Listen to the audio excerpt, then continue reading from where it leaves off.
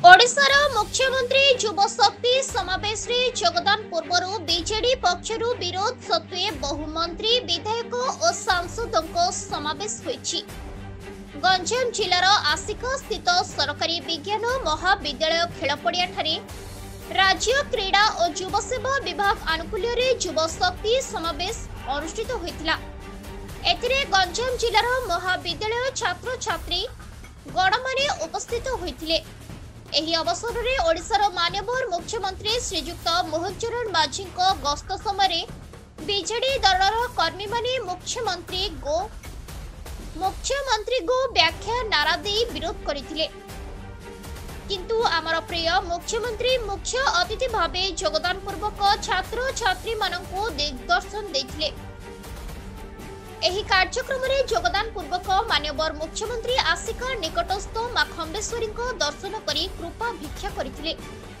एही कार्यक्रम में मान्यवर ओडिया भाषा साहित्य और संस्कृति एवं उच्च शिक्षा तथा युव सेवा व्यापार विभागीय मंत्री श्रीजुक्त सूर्यवंशी सूरज योगदान करथिले। एथि समेत ओडिशार वाणिज्य परिवहन इस्पात और खनि विभागीय मंत्री श्रीजुक्त विभूतिभूषण जेना एवं मत्स्य और पशु संपद विकास अणु क्षुद्र और मध्यम उद्योग विभागीय मंत्री श्रीजुक्त गोकुलानंद मल्लिक ता सहित आसिकर मान्यवर विधायक श्रीजुक्त सरोज पाढ़ी मान्यवर सांसद श्रीमती अनिता प्रियदर्शिनी योगदान करथिले।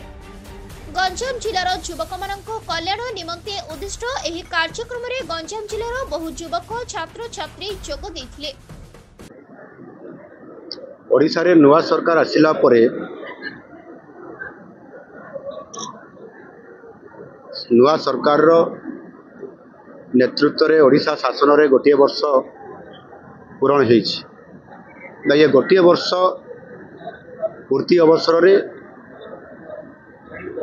अनेक कार्यक्रम आम सरकार हाथ को नहीं छंती एवं सेथि पई आमे गत जून मास 8 तारीख रु ये जून मास 25 तारीख पर्यंत विभिन्न कार्यक्रम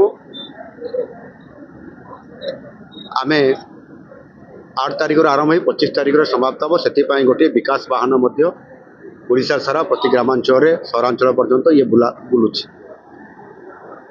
गत 20 तारीख गोटे वर्ष पूर्ति पालन अवसर रे एवं केंद्र सरकार तृतीय पाड़ीर प्रथम वर्ष हिसाब रे मोदी सरकार 11 वर्ष पूर्ति पालन अवसर रे ओडिशा सरकार गोटे वर्ष पूर्ति पालन अवसर रे माननीय प्रधानमंत्री जी ओडिशा को आसीथिले, भुवनेश्वर को आसीथिले एवं आम सरकार रो जो सफलता जो गुरुत्वपूर्ण कार्यक्रम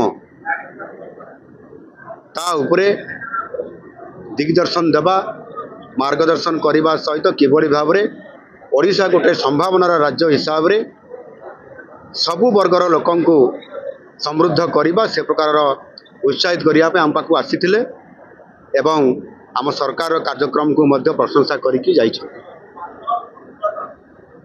एवं तांकर जो आह्वान अछि 2047 रे विकसित भारत हबो और सेथिपई आमे विजन डॉक्यूमेंट मध्य तैयारी करिछु। सेथिरे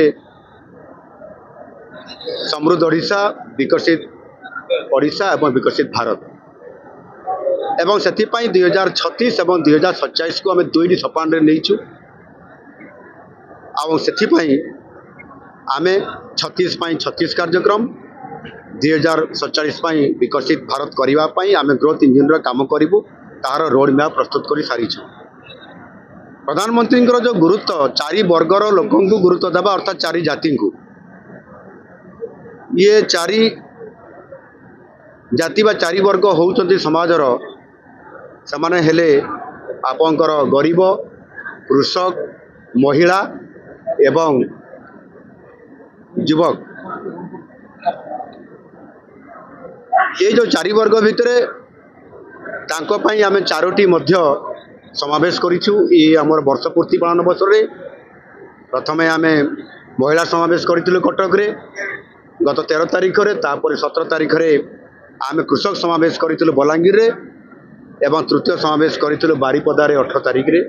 आदिवासी समावेश आदिवासी मानकु समाज मुख्य सत्र सामिल करने से उद्देश्य रे आमे ये कार्यक्रम को ନେଇଥିଲୁ ଏବଂ ଆଜି ହେଉଛି ଯୁବ ସମାବେଶ।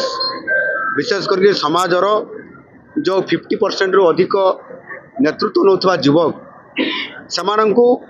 ସେମାନଙ୍କ ପାଖରେ ଯେଉଁ ଶକ୍ତି ଅଛି ଏବଂ ସେ ଶକ୍ତିକୁ ଆଧାର କରିକି ସେମାନଙ୍କୁ ତାଙ୍କ ଶିକ୍ଷା କ୍ଷେତ୍ରରେ ତାଙ୍କୁ ସ୍କିଲ୍ କରିବା ଏବଂ ଶିଳ୍ପାୟନରେ ମଧ୍ୟ ସେମାନଙ୍କୁ ନିଯୁକ୍ତି ଦେବା, ତାଙ୍କୁ ରୋଜଗାର କରିବାର ମାଧ୍ୟମ କରିବା। ইয়াকু আধার করি আজি আমি গঞ্জাম জেলার ফোকস করেছিল যুব সমাবেশ। এই যুব সমাবেশে আজি হাজার হাজার যুবক আসিলে, বহুত উৎসাহিত ଥିଲେ এবং গঞ্জাম জেলা ଭଞ୍ଜନଗରରୁ ଦଣ୍ଡପାଣି ପ୍ରଧାନଙ୍କ ରିପୋର୍ଟ, ସଂଘର୍ଷ ଟିଭି।